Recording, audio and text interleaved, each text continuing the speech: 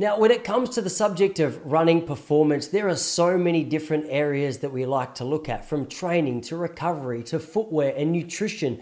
But one thing which has come into the picture a little more in recent years is the subject of how do we breathe most effectively when we run. This is a question of curiosity for brand new runners and established athletes alike. And that's exactly what I want to answer in today's video. Well, over the last couple of years of the Relaxed Running podcast, one thing I've been incredibly lucky to do is sit down with some amazing people in their field and ask questions around why it is they recommend what it is they recommend.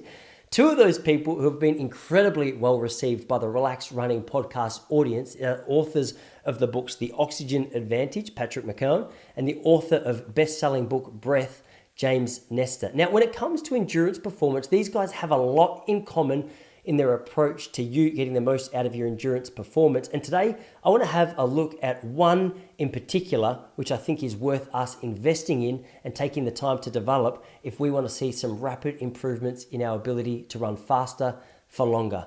A little secret, it's about nose breathing. Now, just before we get into this video, if you're an athlete who's sitting there right now with a blocked nose, a constant blocked nose, and thinking, I can never do this, my nose is always blocked, there's some good news. There are some really common things that you may not yet be aware of, which could be causing your blocked sinuses or your blocked nose and inhibiting your ability to actually breathe through your nose that you may not be aware of. And we've got some good solutions to navigate it as we work through. First thing, there's a couple of really common allergens that people may have, myself included. I have had 2 sinus surgeries and I was getting ready for a third, speaking to the best sports doctors and ear, nose and throat doctors in Melbourne who are telling me this is just something you're going to have to put up with forever. Every few years you'll have to get a sinus surgery.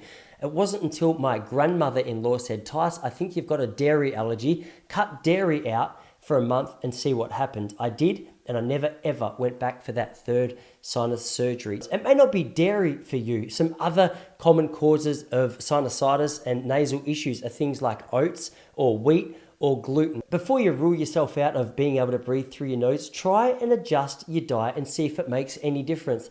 Another thing you might like to do along the way is have a little bit of external assistance, some breathe right strips which go over the top of your nose and actually open up your nasal passages is a really helpful way to start helping you take steps towards nasal breathing. The other thing that you may not be aware of is that through years and years of misuse or not using your actual nasal passages, the sinus tissue or that nasal tissue becomes quite flabby, becomes quite saggy, and is not actually at its strongest. But the good news is, and James Nestor said this in his book, is just like your core or your abs can be strengthened and developed over time, that sinus nasal tissue can be developed and strengthened and go back to its natural place with a real focused attempt to nasal breathe. Now, we're going to get into some practical guides on how to do this later in the video, but the good news is that just because you can't breathe through your nose now is not a reason for you to think this is not for you. One of the biggest misconceptions or things that we don't understand when it comes to nasal breathing versus mouth breathing is that surely when we mouth breathe, aren't we taking on way more oxygen? And isn't that the goal of running? If we're taking on more oxygen, surely that helps us run further for longer. There's a little analogy I heard which really helped put this into place for me, and that was just because you're drinking out of a fire hose doesn't mean you're getting the most quality drink. Sometimes there's so much coming at you that it's really difficult to actually navigate your way through that drink. A more effective drinking method is to go to a filter or a drink tap and take a drink through the small little stream. The amount that you're taking on board is more effective, you're getting more quality, and over time it's a little easier to do. While we may be taking on more oxygen when we mouth breathe, the quality of the air that we're taking on when we breathe through our nose is so much higher. Our nose is designed to purify and warm and filter the air so that when it actually hits our lungs, it's warmer, it's more effective and more ready to be used by our body. But just because it's more effective and easier to be used by our body doesn't mean that transitioning into the world of nose breathing is easy. You should expect a period of about 6 to 8 weeks for this transition to take place. And at the start, it's going to feel very unnatural. In fact, one thing that I would encourage you to do is if you want to just start slowly, start with your very easy runs. When you go out for your easy runs, slow it down to a pace where it feels more comfortable to breathe through your nose. It might mean you're running even slower than usual. But if you've been here for a while now, one thing that you know that I'm a personal fan of is this idea of zone 2 training. Now, it might even mean that you have to slow down beyond zone 2 if you want to breathe through your nose, but that's completely fine.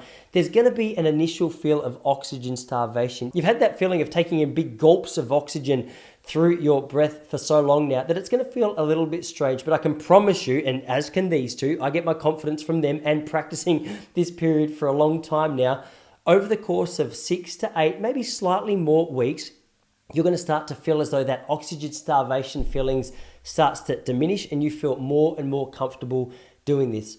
Once you start to get to a point of comfort with breathing through your nose on these easier runs, that's where you can start to switch your attention to the more intense sessions. Now, naturally, there's going to be a point in some of your really hard sessions where it's physically impossible to breathe just through your nose. That's completely fine. Maybe you could start with just doing it as you're aware of it. When you think of it, when it feels comfortable, maybe even early in the session, start to focus on the breath work through the nose. But then as you get more confident, as that oxygen starvation feeling starts to diminish, you can breathe through your nose and then out through your mouth.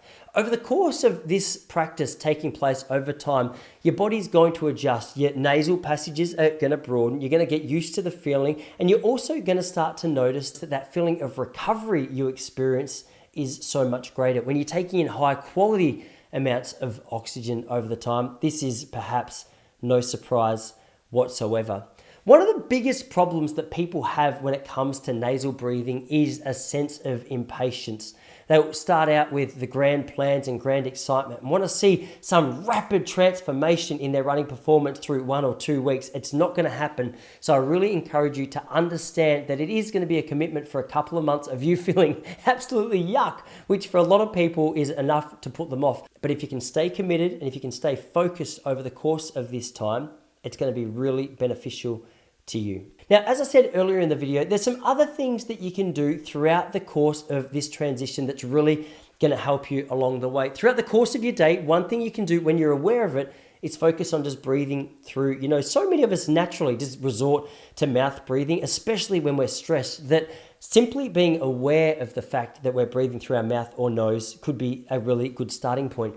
The other thing, which feels a little claustrophobic, I will admit, but after having done this for 3 or 4 years myself now, feels as natural as ever, is taping your mouth shut when you go to sleep. So many of us, particularly you snorers out there, spending so much of this time breathing through our mouth and taking on really poor quality amounts of air through our mouth. One thing you can do is tape that mouth up, and as you start to breathe through your nose, not only are you going to feel better when you sleep and wake up feeling more refreshed, you're also taking that extra 8 hours to develop the strength of that nasal tissue. Remember what I said at the outside? Consider it a core workout for your sinuses or for your nose. And over the course of a couple of weeks, this is not only going to make it feel more natural breathing through your nose, but it's going to actually start to have physiological changes take place in your own nose, which is going to make that transition easier. There's a couple of other exercises you can do which is really going to help you along the way. One of those exercises is a breath holding exercise that you can incorporate into your own training day. After a normal exhale, you're going to hold your breath for as long as you can comfortably. You gradually increase the duration of time that you can hold your breath for. This sounds simple and it sounds easy, but that feeling of oxygen starvation really triggers a psychological impact on our mind, where when we can start to develop a sense of ease and comfort as we go through that, our body's ability to take it on board throughout not just our day-to-day life, but more physically intense exercise becomes easier.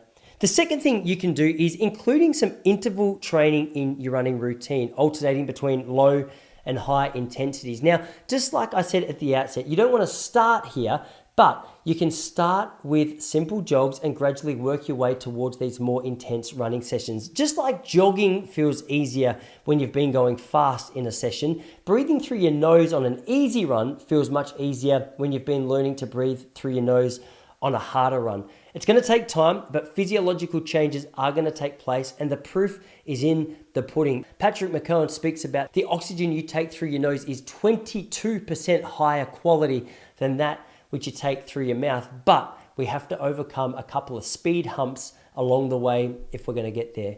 Now, if you need help, guidance, you've got questions, concerns, comments, let us know in the comment section to this video. I'd be more than happy to answer because this is something close to my heart based on the fact I experienced it at the peak of my running career and thought there was no way out of it for me. I saw the light, followed it, and feeling better than ever as a result. You can too. Would love to talk to you more about that. For now, happy training, and I'll speak to you in the comments below. Guys, thanks for watching today's video. For more from Relaxed Running, you can access the personal coaching, training programs, and technique analysis all over at relaxedrunning.com.